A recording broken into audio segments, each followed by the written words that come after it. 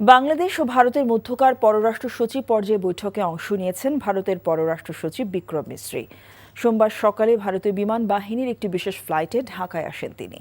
ভারতের পররাষ্ট্র সচিব হিসেবে এটি বিক্রম মিশ্রির প্রথম বাংলাদেশ সফর। ফরেন অফিস কনসালটেশনে যোগ দিতে সংক্ষিপ্ত সফরে প্রতিনিধি দল নিয়ে বাংলাদেশে এসেছেন তিনি। আর শেখ হাসিনার পতনের পর ঢাকায় বাংলাদেশ ও ভারতের মধ্যে উচ্চ পর্যায়ের কর্মকর্তাদের প্রথম কোনো বৈঠক এটি। বাংলাদেশের পক্ষে বৈঠকে নেতৃত্ব দিচ্ছেন পররাষ্ট্র সচিব মোহাম্মদ জসিমউদ্দিন। বৈঠকে বাংলাদেশের পক্ষ থেকে দিল্লিতে অবস্থানরত সাবেক প্রধানমন্ত্রী শেখ হাসিনাকে ফেরত যাওয়া, তার রাজনৈতিক বক্তব্য দেওয়া বন্ধ করা, তিস্তার পানি বণ্টন, সীমান্ত হত্যা বন্ধ ও ভিসা কার্যক্রম স্বাভাবিক করার বিষয়ে জোর দেওয়া হবে বলে জানা গেছে। রাষ্ট্রীয় অতিথি ভবন পদ্মায় সচিব পর্যায়ে বৈঠকে অংশগ্রহণ শেষে ভারতের পররাষ্ট্র সচিব বিক্রম মিশ্রি, পররাষ্ট্র উপদেষ্টা মোহাম্মদ তৌহিদ হুসেইন এবং প্রধান উপদেষ্টা ডক্টর মোহাম্মদ ইউনূসের সঙ্গে সৌজন্য সাক্ষাৎ করবেন। ভারত বাংলাদেশ পররাষ্ট্র সচিব পর্যায়ে বৈঠকের খবর জানতে আমরা যাচ্ছি রাষ্ট্রীয় অতিথি ভবন পদ্মায়। এই মুহূর্তে সেখানে আছেন আমাদের সহকর্মী শফি মাহমুদ সাগর। সাগর, বৈঠকে কি নিয়ে আলোচনা হয়েছে, কি তথ্য আছে আপনার কাছে?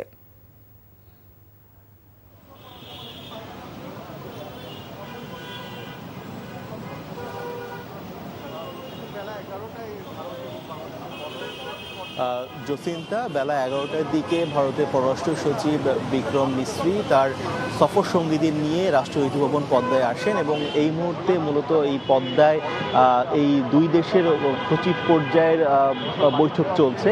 আমরা বৈঠকের পর হয়তো জানাতে পারবো যে আজকে কি নিয়ে বৈঠক হলো এবং সেই বৈঠক আসলে কতটুকু ফলপ্রসূ হয়েছে।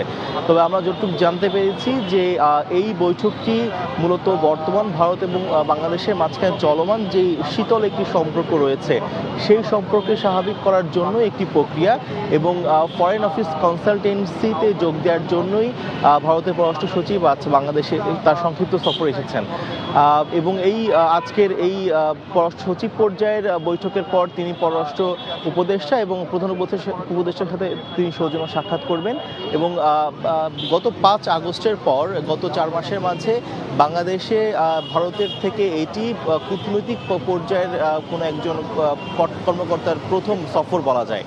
তো বলা যাচ্ছে যে গত 5 আগস্টের পর থেকে বাংলাদেশ ভারতের সম্পর্ক ক্রমাগত খারাপ হতে থাকে এবং ভারতীয় যে মিডিয়ায় বাংলাদেশকে নিয়ে ব্যাপক অপপ্রচার হতে থাকে এবং এই অপপ্রচারের মধ্যেই বাংলাদেশ থেকে কিন্তু বারংবার সেখানে প্রতিবাদ করা হয় এবং এক পর্যায়ে ভারতের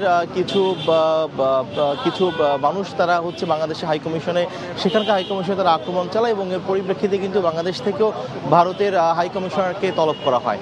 তো এর মধ্য দিয়ে মূলত বাংলাদেশ ভারতের মাঝখানে দীর্ঘদিন যাবৎ ধরে চলমান যে সম্পর্ক তাতে বেশ খানিকটা ভাটা পড়েছে এবং এর ফলে দু দেশের মধ্যকার জনগণের মাঝেও বেশ উৎকণ্ঠা উত্তেজনা তৈরি হয়েছে। তো এই যে উৎকণ্ঠা উত্তেজনা এটিকে প্রশমিত করা এবং বাংলাদেশের সাথে ভারতের যে সম্পর্ক রয়েছে সেই সম্পর্কটাকে আরও বেশি ভালো করার এবং সেই সম্পর্ক যেন ন্যায্যতার ভিত্তিতে হয়, সেটা যেন আসলে দুই দেশের পারস্পরিক স্বার্থ সংশ্লিষ্টভাবেই হয়, সেটিকে প্রাধান্য দিয়ে চলমান রাখার জন্যই মূলত ভারত বাংলাদেশের মাঝখানে এই উচ্চ পর্যায়ে সচিব পর্যায়ের বৈঠকটি চলছে এবং আমরা জানতে পেরেছি যে এই বৈঠকে মূলত শেখ হাসিনাকে ভারত কীভাবে কোন প্রক্রিয়া বাংলাদেশে ফেরত পাঠাতে পারে কিংবা বাংলাদেশের সাথে ভারতের যে বাণিজ্যিক সম্পর্ক রয়েছে অনেক ক্ষেত্রেই দেখা দিয়েছে যে কিছু পণ্য বাংলাদেশে এখন আসছে না, একই সাথে ভারতের ভিসা রেশিও সেটিও কিন্তু অনেকটাই কমে গিয়েছে।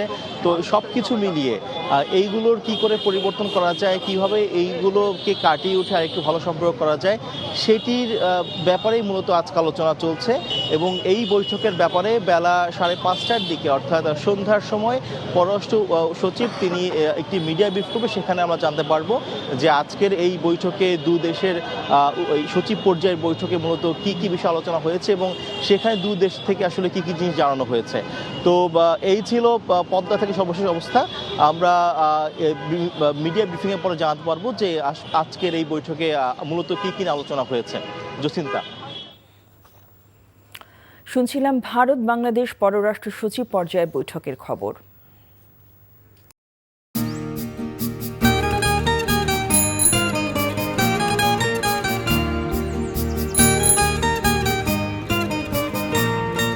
শুনেন, পুরুষ মানুষ তো এভাবে ভয় পেলে চলে না, মুখে সাহস রাখতে হয়। যা বলবেন সোজা সাপটা বলবেন।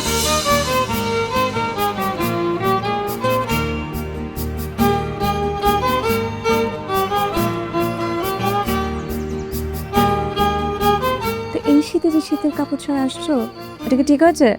তোমাকে দেখার পর থেকে আমার জীবন থেকে শীত, গ্রীষ্ম, বর্ষা সব চলে গেছে, শুধুমাত্র তুমি আছো।